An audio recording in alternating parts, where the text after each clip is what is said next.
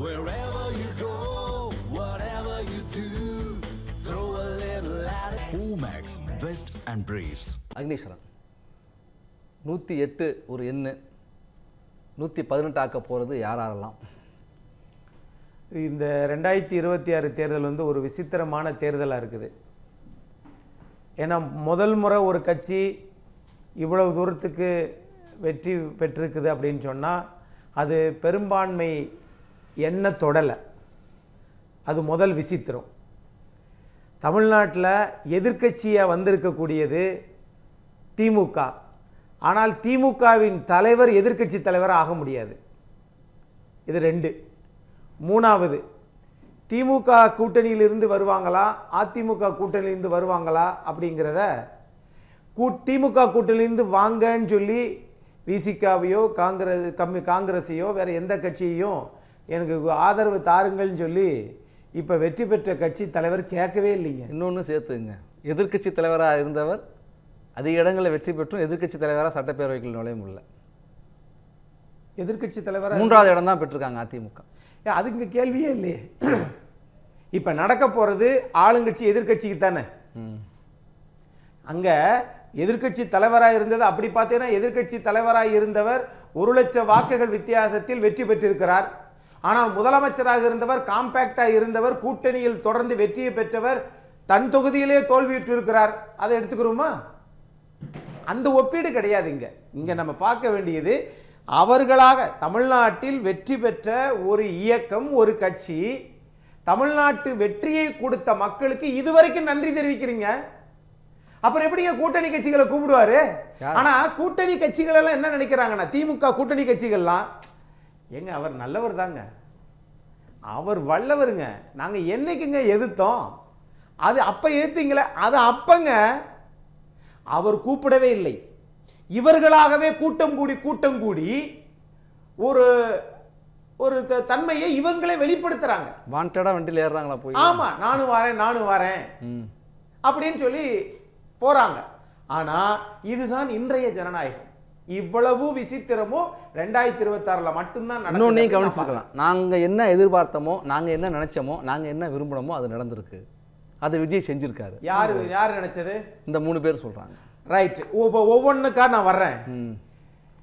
விசிகா என்ன நடந்துச்சு, என்ன நினைச்சிச்சு? 8 சீட்டு வாங்குச்சுல, அதுல 6 சீட்டு தோத்துருச்சுல.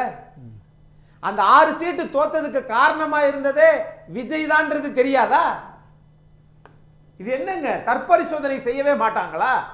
அப்ப தொடர்ந்து வெற்றியை பெற்றதனால, திமுக ஆளுங்கட்சியா இருந்ததனால அந்த அரசு இயந்திரங்கள் நமக்கு உதவிகரமாக இருக்கலாம் என்கிற ஒரு அதீத நம்பிக்கை. இப்ப அது ஆளுங்கட்சியை விட்டு போயிருச்சு. எதிர்க்கட்சி தலைவரா கூட மாண்புமிகு முதலமைச்சர் எதிர்க்கட்சி தலைவரா சட்டமன்றத்துக்குள்ள வர முடியாது. அப்ப அதை அழிச்சிருங்க, தப்பா அழிச்சிட்டோம். இப்ப புதுசா ஒரு கட்சி வந்திருக்குது, அது கூட போய் சேருவோம். அடுத்த 5 வருஷம் வண்டி ஓட்டிக்கலாம்ல. ஏங்க, தேர்தலுக்கு முன்னாடி என்னவோ அதுதான் தேர்தலுக்கு பிந்தியது. இது வளைகுடா நாடுகள் அப்படி இருக்கு, ஐரோப்பிய நாடுகள் அப்படி இருக்கு, தமிழ்நாட்டில் எப்படி இருந்துச்சுங்க? இப்போ இவ்வளவு நாளும் முதலமைச்சரை புகழ்ந்ததும், திமுகவை புகழ்ந்ததும், கொள்கை சமூக நீதி எப்படிலாம் பேசுனது வந்து அதிகாரத்தை ருசிக்க மட்டும்தானா? அப்படித்தானே இப்ப தோணுது.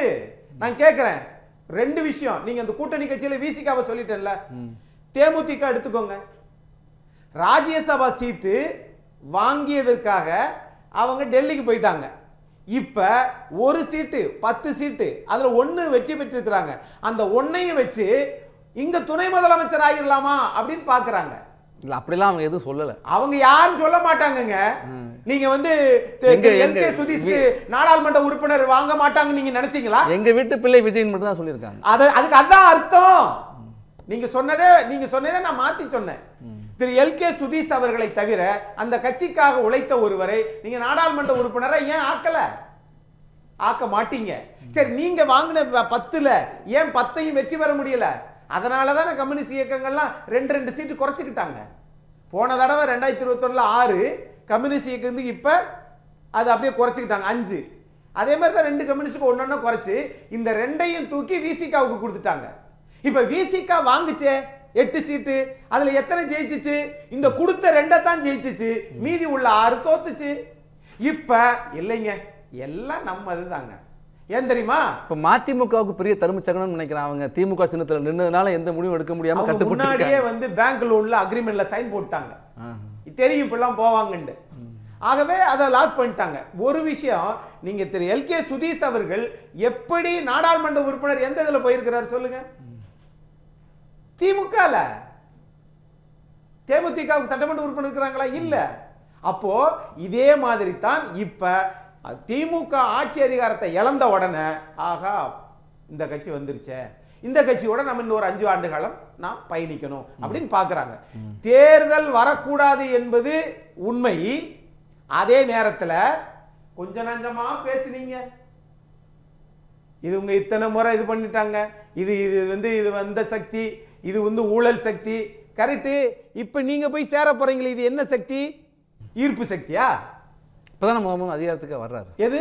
இப்பதான் அதிகாரத்துக்கு வர்றாரு. அப்ப நீங்க 28 சீட்டு வாங்கிட்டு பிரச்சாரத்துக்கே வராம இருந்தீங்களே, இப்ப திமுகவுக்கு செஞ்ச துரோகம் தானே. நீங்க 28 வாங்கி 5 தானே ஜெயிச்சீங்க. 21லயே 25 வாங்கி 18 தானே ஜெயிச்சீங்க. இப்ப மட்டும் அப்படியே காத்தடிச்சா கனிந்த மனம் தான் வீழ்வதில்லை, ஆனா கட்சிகள் எல்லாம் சாய்வது உண்டு, அப்படித்தானே அர்த்தம்? என்ன சார் இது? ஆகையினால இங்க எதிர்பார்ப்பது என்பது மக்கள் ஒரு வெற்றியை வழங்கியிருக்கிறார்கள், ஒரு வாய்ப்பை வழங்கியிருக்கிறார்கள். வெற்றி என்று சொல்ல மாட்டேன், ஒரு புதுசா ஒரு வாய்ப்பை கொடுத்திருக்கிறாங்க. அந்த வாய்ப்பு முழுமையான வாய்ப்பா அப்படின்னு கேட்டா அது இக்கட்டுல நிக்குது. 118 வருமா? வருவதற்கு என்னெல்லாம் ஆயாரம் காயாரம் நடக்கும்? சரி, ரைட்டு. நீங்க என்னெல்லாம் சொன்னீங்க? பாஜக எங்களுக்கு கொள்கை எதிரி. அந்த கொள்கை எதிரி அரசாங்கத்தின் பார்வையில் சட்ட ரீதியாக, அரசியலமைப்பு சட்ட ரீதியாக பாஜக நடவடிக்கை எடுக்கும், எடுக்க வேண்டும். இங்க அரசியல் எதிரி. அரசியல் எதிரி இப்ப எப்படி உங்களுக்கு உதவும்? கூட்டணி கட்சிகள்ல உதவுவாங்க. ஏன்னா அரசியல் எதிரி தான் தோத்து போச்சேங்க. இதுதான் சார். ஆகையினால ஆளுங்கட்சியாக வருவதற்கு முன்னாடி அவங்க வரமாட்டாங்க, வந்ததற்கு பிறகு எல்லாம் ஒரு வீட்டு பிள்ளை தான். இவ்வளவு சொல்றீங்கல்ல, திமுக கூட்டணியில் இருந்துச்சு, உங்க கூட்டணியில் வெற்றி பெற்ற பாமகவுக்கும் அப்படி ஒரு வாய்ப்பு இருக்கு. பாமக எதுவும் இன்னும் சொல்லலை, பாமகவுக்கும் அப்படி ஒரு வாய்ப்பு இருக்கு, அப்படி அணுகிறதுக்கான வாய்ப்பும் இருக்கு அப்படிங்கிறாங்க. அப்படி ஒரு முடிவை பாமக எடுக்குமேயானால் அது வரலாற்றில் இமாலய பிழை என்று பொருள். ஏன் தெரியுமா? நீங்க 2006ல் காங்கிரஸ் 96 சீட்ல இருந்துச்சு இல்லையா? திமுக மைனாரிட்டி அரசாங்கம் 34-35 சீட்ல காங்கிரஸ் இருந்துச்சு இல்ல? 18 சீட்டு பாட்டாளி மக்கள் கட்சி. கலைஞர்கிட்ட போய் சொன்னாரு, நீங்க கவலைப்படாதீங்க, பாட்டாளி மக்கள் கட்சி வெளியிலிருந்து ஆதரவு தருகிறேன் என்று கலைஞர் அரசாங்கத்தை காப்பாத்தி கொடுத்தாங்க. அதே பாட்டாளி மக்கள் கட்சி இன்னைக்கு இங்க போகுது அப்படின்னா எதற்காக? செய்வார்களா?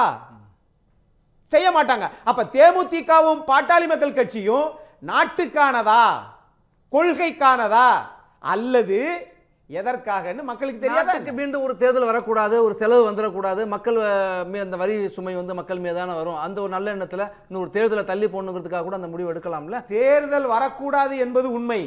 ஆனா ஒருவேளை அவங்களே நம்ம இவ்வளவு வெற்றி பெறுவோம்னு தெரியலைங்க, தெரிஞ்சிருந்தா இவங்களை பூரா முன்னாடி சேர்த்திருப்பாங்களே. சரி, அது முடிஞ்சு போச்சு. இப்ப அடுத்து என்னங்க நம்ம பார்க்கணும். இப்ப இன்னைக்கு உள்ளதானே பேச முடியும். இன்னைக்கு உள்ளதான் பேச முடியும்னா, இன்னைக்கு உள்ளதான் பேச முடியும். அப்படின்னா இது எந்த நிலையில் இருக்கிறது? நீங்க 108ல இருக்கிறீங்க. உங்க கூட்டணியில் இருக்கிற எந்த கட்சியும் அங்க கை கோர்க்க மாட்டாங்க, போக மாட்டாங்க தாவேகா பக்கம்.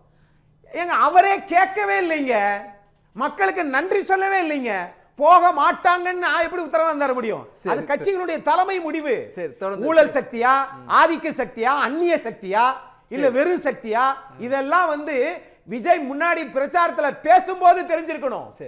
இப்பொழுது நீங்க உதவி செய்தீர்கள் என்றால், அண்ணாந்து பார்த்து எச்சி துப்பினால் அது யாருக்கு லாபம் நட்டன்னு மக்கள் கட்சிக்காரங்களுக்கு குறுக்கிட்டு முன்னாடியே அதுதான். இது எல்லாமே இன்னும் ஒரு வாரத்துல தெளிவு கிடைப்பதற்கு வாய்ப்பு இருப்பதாக நான் நம்புகிறேன்.